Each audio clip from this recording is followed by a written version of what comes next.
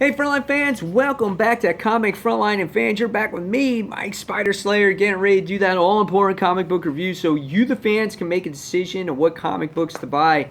Today, guys, we're talking about Savage Dragon, issue number 213. That's right, guys. This series has really picked up since issue number 200. It's kind of set the tone for the next generation of Malcolm Dragon and him getting married and meeting Maxine and having kids now. And this book is very unique because it takes place in real time. Erik Larsen has started this book about 20-something years ago, and we've gotten to see Savage Dragon himself get older. He got married. He had Malcolm and his stepdaughter Angel and all those things, and now you're just seeing that next generation happen, and it's a really cool book to read. I really enjoy it. Again, the book is done by Erik Larsen. He also does the artwork in here. The artwork can be quite descriptive at times, and then there's other times, where here the close-up shots look really good, and then there's times where you see things far away, and then there's not so much great description in the art. But overall, I've always been a fan of Erik Larsen's work ever since he's done the Amazing Spider-Man. I've really enjoyed it. There's always some unique, different type of paneling that he does, or some type of trend that he does in an issue at times. He tries to be creative and different in his books, not always the same. I love always the unique and style of creatures he comes up with. There's a dragon baby right there. All his creatures are so, they're just weird in their own way. Check out this guy here. So overall, visually, I think it's a good-looking book. So what did I think about this story? Well, last issue we were left seeing Maxine actually having her baby, and everyone's kind of wondering what's going to happen with the baby. What's it going to look like? But the book really opens up with this other, dragon child, and I can't quite remember where this kid came from. I don't know if Dart took him or whatnot a while back, but he's a little bit older. I want to say he's got to be at least 16, if anything. And Dart kind of persuades him in joining and making sure that he has a friend and a mate, because she kind of like hooks up with him in the issue. And I was like, wow, that's kind of weird. And I can't quite get where this character came from. So if you guys know, just leave it in the descriptions below. But the main book obviously is dealt with Maxine and delivering a baby. And so when you read this book, you're like, oh, what's the baby going to look like? And it looks just like a regular Chinese baby. You're like, what?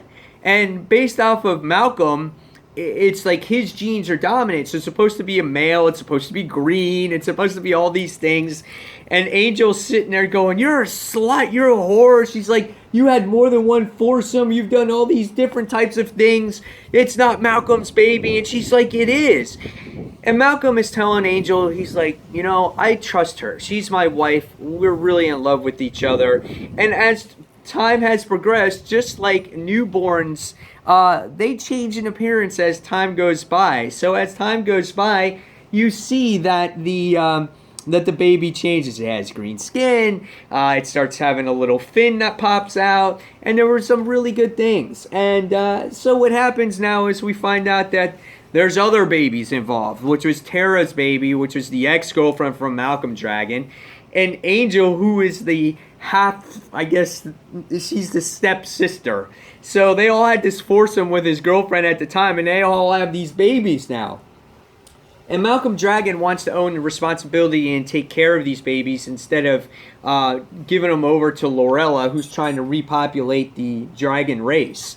So they want to take them in as their own. And so after so much debate, we wind up finding out that Dart and the random dragon kid is stealing those babies from the other room. And it gets very violent at the end. So a really interesting book. Now, I really liked it because I like seeing the how the babies were presented to us. It kind of left you hanging going, oh my God, it's not a male baby. Oh my God, it's not green. And you're kind of wondering, oh my God, did she really cheat on Malcolm Dragon while they were together? And so it had you guessing while you were reading.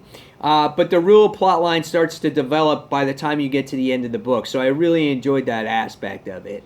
And the story has picked up greatly since issue 200. And my hat's off to Erik Larsen for keeping a real-time comic. It can't be a really easy thing to do. It will be interesting also to see how Maxine deals with these babies, because not only are they super powered, but Angel can't always be around, and Malcolm, because they always can't be around because they're off saving the world. So she's been warned. So it'll be interesting once they do get these babies back, if they do get these babies back, how she handles the motherhood here. So there's a lot of babies being born, recently in the comic universes. So, but it makes for some interesting tales, and this is something that you wouldn't normally see in comics back in the day. So this adds a twist to it. So I really enjoyed this book, and I gotta give this one probably a 4.25 out of 5 stars. I had a lot of fun with it. Guys, in the comments below, tell me if you read Savage Dragon. I know it's kind of a cult following type of book, but if you haven't had a chance to read it, try to catch up or read some of the books in trade, and I guarantee you'll enjoy it. So again, guys, thank you for watching, and as always, this is Mike Spider Slayer signing off, and this is Comic Frontline. Take care, fans. Bye.